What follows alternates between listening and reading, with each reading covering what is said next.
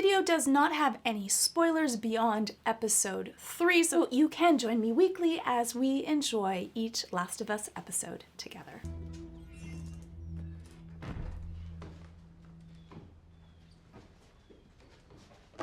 It was really interesting because when I was making this video, I was really sure after I saw the episode and cried my eyes out that I was going to kind of go about this one way, dealing with loss and how loss is really about having something to lose and how beautiful that is. It just didn't feel right to me because I don't think that's what this episode was really about. This episode wasn't about death or loss. It was about living. And I think that to put everything that they shared together into just the moments of having to make this difficult choice together and the way that they handled it would be kind of diminishing their entire relationship, because it isn't how we die. We all die. It really is how we live. And so I kind of switched up what I'm going to be focusing on through this video. And so we're going to kind of take a little bit of a journey into Bill and Frank and their relationship and how that brought them to where they are.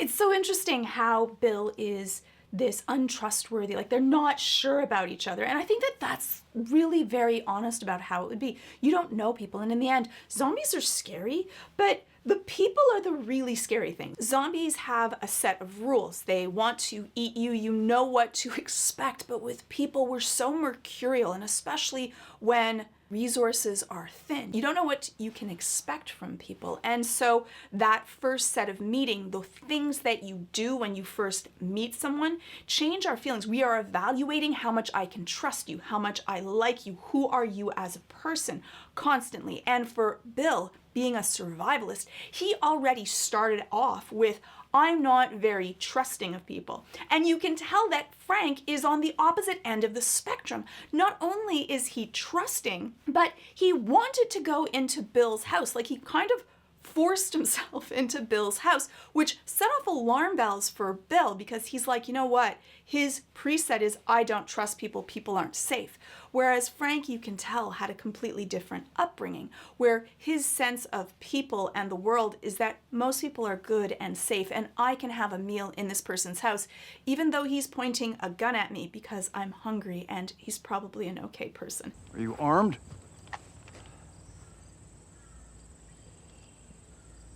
No. Why did you take that long to answer? And he didn't even have like an idea of what to say when he asked him, like, do you have a gun or not? Like, which is, looking back, is really adorable. Though at the beginning, I was also worried, like, be careful, Bill, you probably shouldn't be inviting this stranger into your house. Let me know what you thought.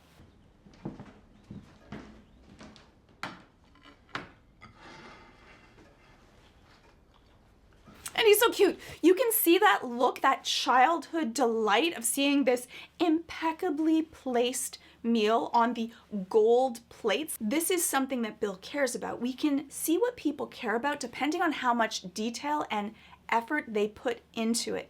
And I also love the way Bill turned the plate. It wasn't just that he plated it, but he plated it so that it would have a certain look, a certain feel to it. This was an experience on a plate that matters which way someone is looking at it. Is it antique?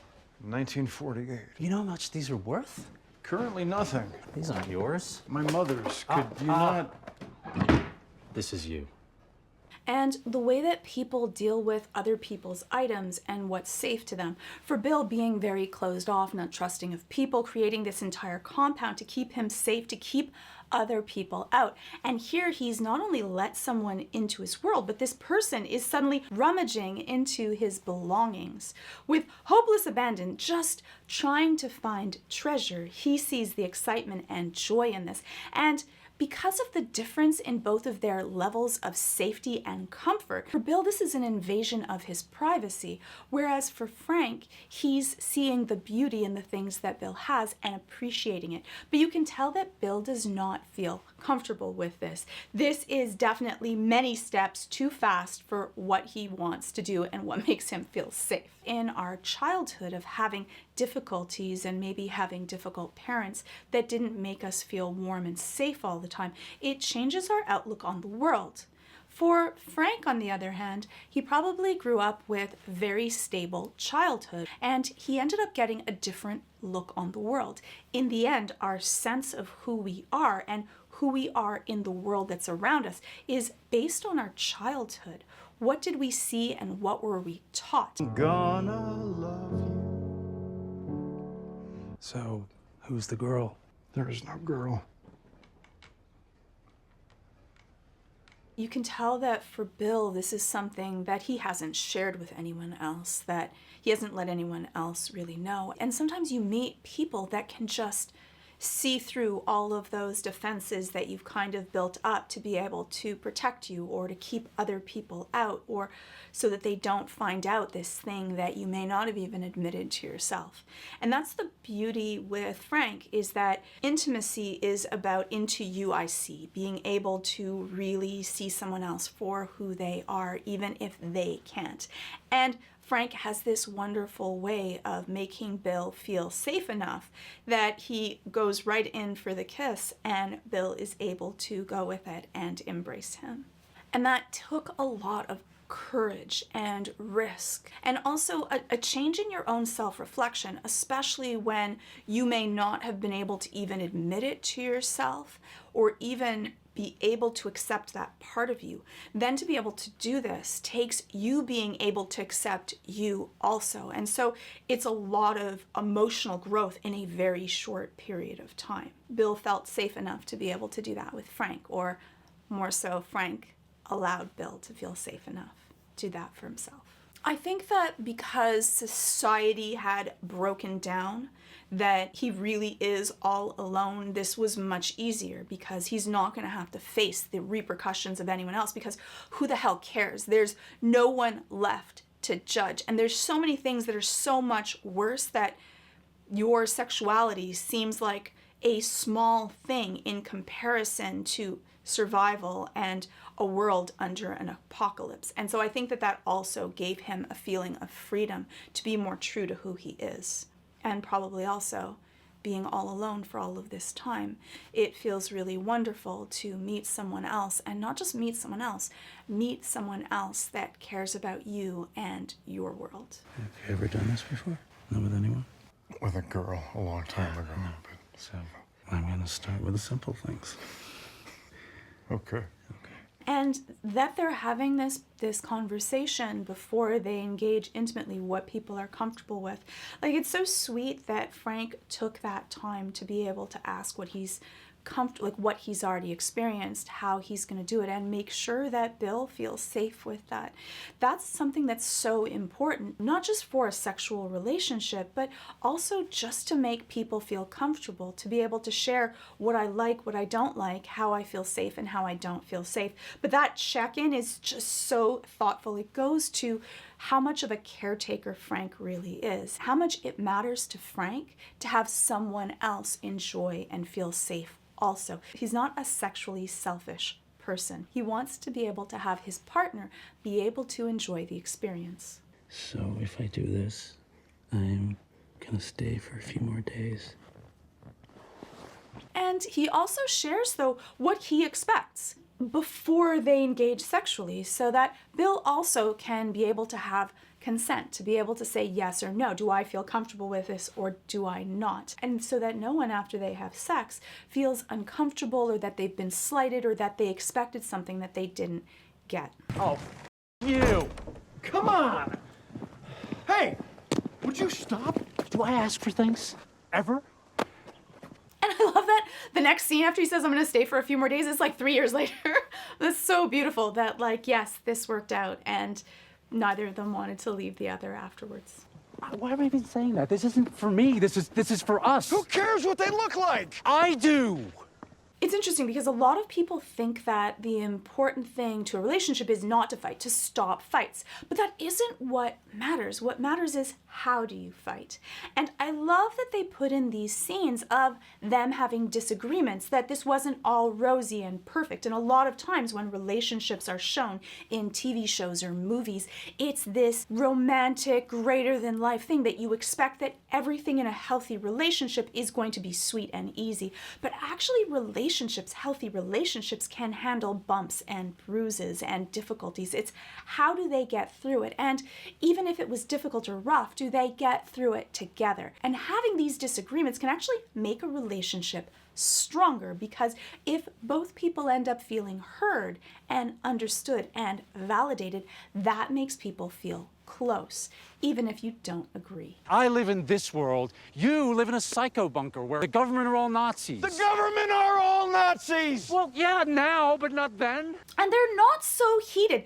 They're disagreeing with each other. They're coming from two completely different mindsets. One who's trusting and believes that the world is a good place. The other person who was a survivalist that was worried about the coming zombie apocalypse. He was right in this case. Coming together, but they're able to hear each other. They completely disagree. Hard to do when you're heated about something and you really care about it. I am asking for some paint and some gasoline for the lawnmower, that's all. It is not Bill, a if you say resource management, so help me, I will run through one of your tripwires. You can tell also, like, I love that they show that passage of time, that this is a line, the resource management line is one that Bill has used many times. And when you hear something over and over again, it can become really irritating. Even stuff that might have been cute and adorable at the beginning of a relationship, after a while in an established relationship, a relationship that's kind of gone through the test of time and you don't get that same dopamine hit, it becomes more familial and love. You're now more of a family than just this rage of passion and hormones. And sometimes those cute little terms are the ones that you never wish to hear again.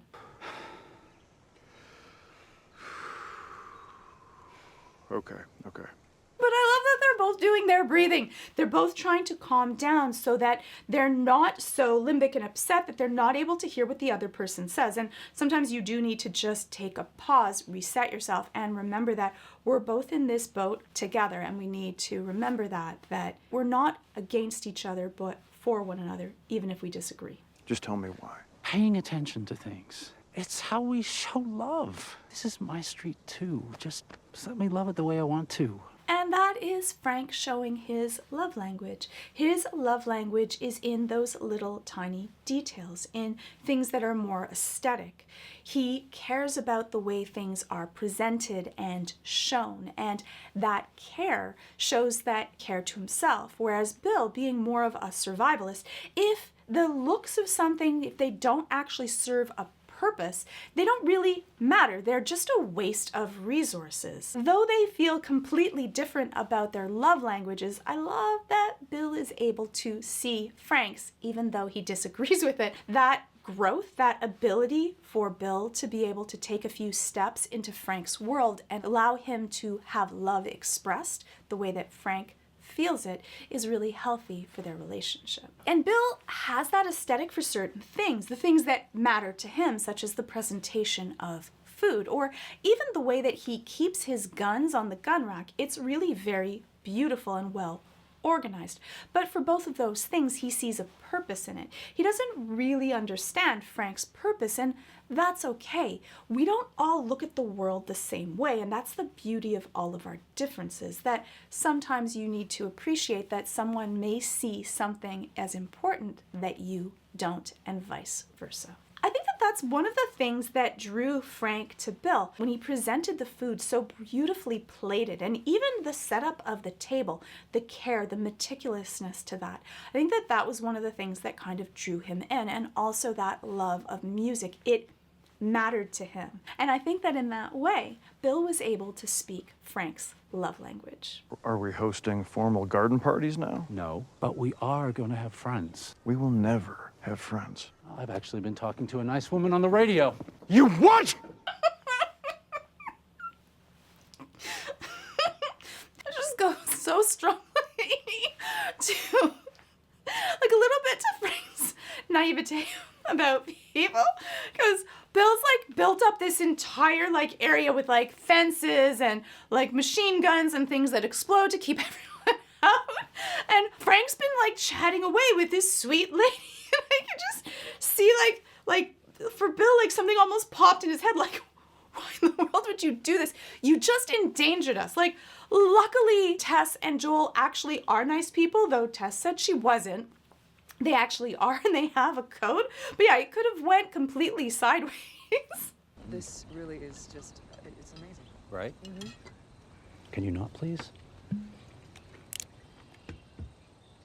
And the scene after, them sitting down at the table, and like how he feels about it, how grumpy he is the entire time that this has been forced on him. But he still does it because he loves Frank that much. It's so beautiful, but I can completely get where Bill is like completely irate about this. Well, can I just say, gun aside, which I get, by the way, how nice this is to have a civilized meal in such a beautiful place. And then you see them sitting opposite each other, right? There's Frank and Tess who are like that more, at this point at least, more warm and kind of fuzzy and caring. And then we have Bill and Joel that are kind of like this grumpy, I'm not going to trust anyone. Like they kind of bond over their grumpiness, that they're both kind of gruff and untrusting of the world. I got something to show you. What? What? It's okay. Ready? Yes.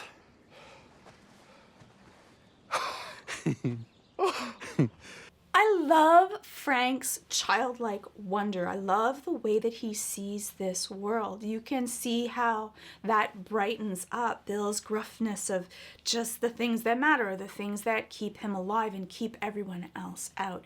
That he sees sparkle and treasure and things that are beautiful and things that he can give to someone else. And you can see that Bill has been softened a little bit by that. He still has his gruff demeanor, but he's able to trust Frank enough to go to this place, and who knows what he did with it, but be able to enjoy things also through him being able to see the world a little bit through the eyes of Frank. Oh. I traded Joel and Tess one of your guns for a packet of seeds. Which gun? He still knows that he has to be careful. So they both need to kind of feed on each other, that one needs to be a little bit in check of both of them. And because of their differences, they both make each other stronger. And that's the interesting thing about we meet people, those differences that often attract us are also often healthy for us, that sometimes we need to look at the world in a different way. And if we're open to that, we can become better, stronger people because of it. A little one. A little one. A little one. Which gun? He doesn't even know the names of the guns. It's just, it was a little one. It was just so cute. He sparkles. He just shines from the inside. You can tell that his inner voice is really positive and happy. And you can tell that for Bill's, it's questioning and much more critical and gruff. And that often is what feeds our personality. And those things are really, really stable as well.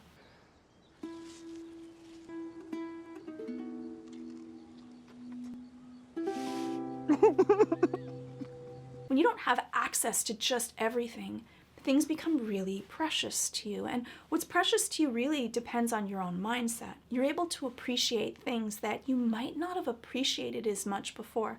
I think that for a lot of us, when we've gone through loss or difficulty, there's often little tiny things that we might have overlooked because we were way too busy getting caught in the rat race or doing so many things that we appreciate so much more. And I love that when they take this simple strawberry, which really do look juicy and delicious, but they smell it and they're able to taste it. Often when we talk about mindfulness, being able to be right in that moment that you are, that you're able to exist right now in this time and space, not in the regrets of the past, not in the fears of the future, which is, I think, a lot of where Bill existed. That right now when they're sharing this moment, they're able to take in all of their senses, the sight, the smell, the feel, the taste of the strawberry, and that they're able to experience that joy together. And those moments are so precious and bonding. And so that's why I wanted to share it. So I just thought it was so beautiful. And I love that Bill's really giggling. Like, here we have him doing this cute little boyish giggle. How often do we even get to see Bill do this?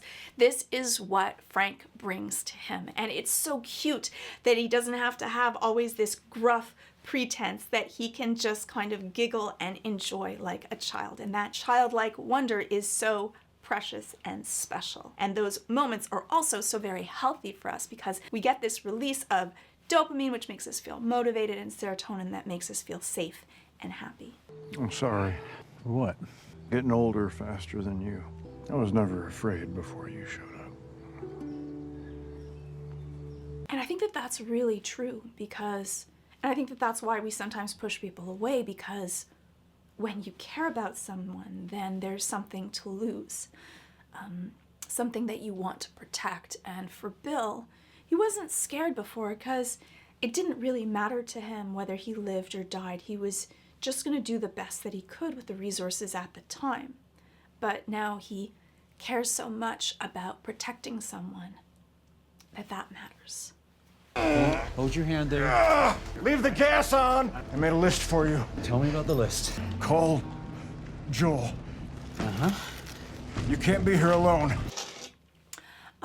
And the beautiful thing with that scene is that, he's been preparing things for in case he passes away, to make sure that Frank's gonna be all right, and that he wants to make sure that he's safe, and so much so that, he doesn't want him to be alone. He wants to make sure that he calls Joel so that Joel will keep him safe. He knows that Frank is way too trusting and too naive, and that he might need someone to keep him safe. And I think that we often don't worry about ourselves, but those that we care about, and what are they going to do without us? You're here. No. God. And it's really smart for Frank that Frank is trying to keep him talking, keep him conscious so that he's with him, because he doesn't want him to lose consciousness while he's going through this. I don't want you falling asleep in the chair. I won't. You will. Back in I bed. promise you I'm gonna stay up. Why? Because this is my last day.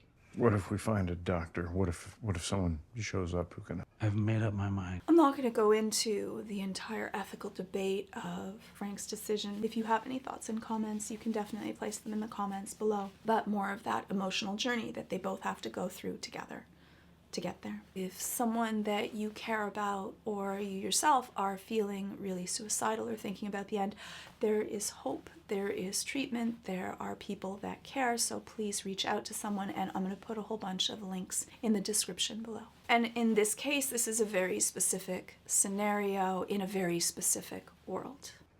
Bill. Bill. Mm-hmm.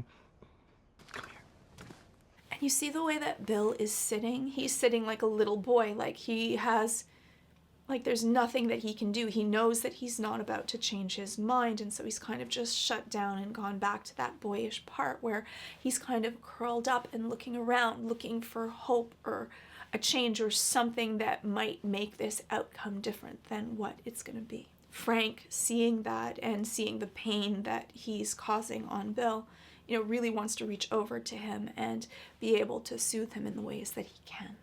I'm not going to give you the every day was a wonderful gift from God speech. I've had a lot of bad days. I've had bad days with you, too. But I've had more good days with you than with anyone else. That's the beauty, that they don't kind of sugarcoat it and make it into something that's, not real and magical, that they've gone through trials and troubles, and yet it was still wonderful and they still got to enjoy it.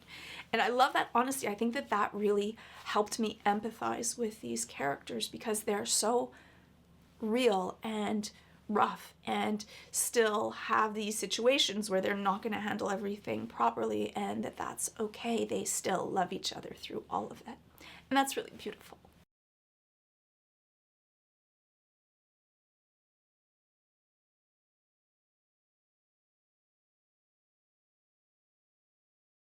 And it's so wonderful that they got to be able to spend these moments of really enjoying each other, and that they got married and were able to kind of solidify their relationship in such a deep way, with all of this beauty. Like, there's zombies and it's apocalypse and they're living in this bunker where they're trying to keep everyone out, but they have these magical moments that they're able to share together and still feel beauty and love and care. And I think that that's what's so important. It's that no matter what happens around us, we want to gather all of the moments of happiness and look at all of the good parts to what we do have, not the parts that we might be lacking.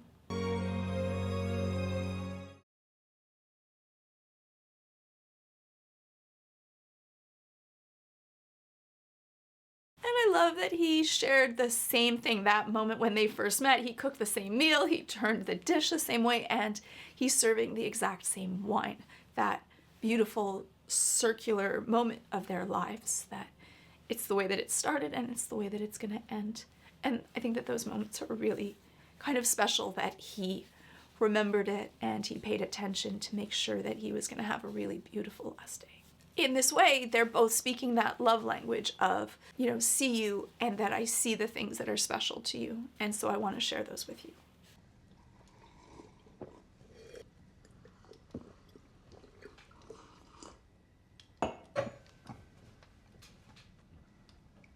You can tell that Frank knows. He knows that something's up the way that Bill guzzled the wine.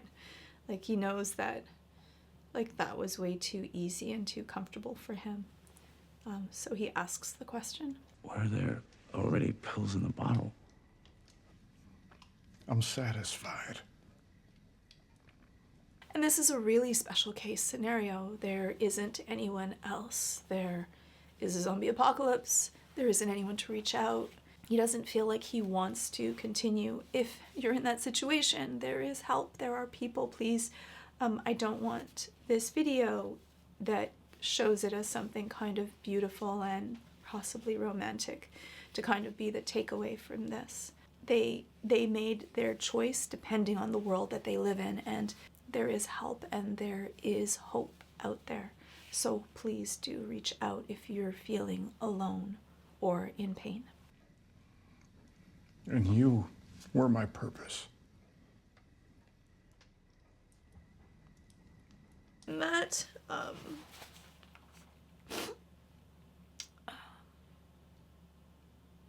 it's so sweet that Bill started out with his purpose being just to survive, and that his purpose ended up being to live this beautiful life for and with Frank, and that they shared these beautiful moments even though the world around them is filled with zombies and guns and shooting. And I really think that that's the takeaway, and that's why I changed my thought of this being a video that's just about, I'm sorry if you can't understand me, that this being a video just about loss to really being a video that celebrates, this being a video that celebrates love and sharing, that this ends up being a video about love and sharing and how we lived. And I think that that's really important, to do the best with what you have and be able to appreciate the things that you have around you. And that's what I think this episode really was about. So hopefully you enjoyed this video. It was a really rough, beautiful, amazing episode for me. Let me know what your thoughts are in the comments below, and we will be going through this weekly, so hopefully we can enjoy more episodes of The Last of Us together in the next video. And if you like this video, you can check out my Vox Machina Season 1 character study, ad-free, sponsor-free, on Nebula, just like all my videos that are on Nebula. And that's the whole purpose to Nebula. It's a place where high-quality education creators can post early, extended versions, and even post videos that would never make it on YouTube. Creators like Legal Eagle, Nando vs. the Movies, Alt-Shift X, Medlife Crisis, and so many more. And I've been posting compilation videos like Arcane, The Jinx Saga, The Vox Machina Season 1 early on Nebula, and I have a whole course also on Nebula on how to beat anxiety. You also get exclusive originals like The Night of the Coconut, How They Adapted Lord of the Rings, That Time When, and so many more, and these are only available on Nebula. And all of these videos are ad-free, sponsor-free, and you can sign up with my exclusive link below where you get Nebula for only $3 a month, so it's only $40 a year. And for that, you get all of the early access, all of the extended versions, the courses, the originals from all the Nebula creators, just by clicking on the link below. Clicking on that link really does help out this channel, and so does watching this playlist right here, where I go deeply into the psychology that drives us. Give it a watch, and I'll see you in the next video.